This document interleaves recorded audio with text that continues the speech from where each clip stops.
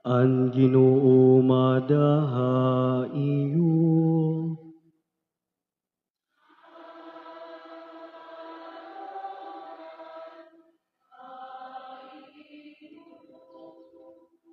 Pagbasa ti Kanghan Santos nga Ebanghelyo sumalakan San Mateo.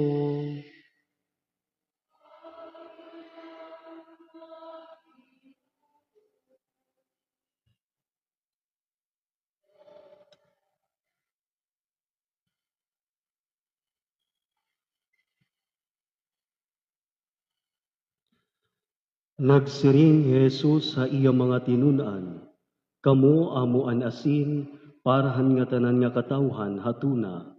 Kundi kung tumapang an asin, waray na iba nga paagi, hinpagpabalik han iya kapag-ad. Waray na ito gamit, sangit ilalabog nala, basi pagtamak-tamakan han mga tao. Kamo amo an kapawa han bugos nga kalibutan. Diri matatago in bungto, nga gintindog habawbaw hin bukid. Waray na dagkot, hinsuga, nga takloban.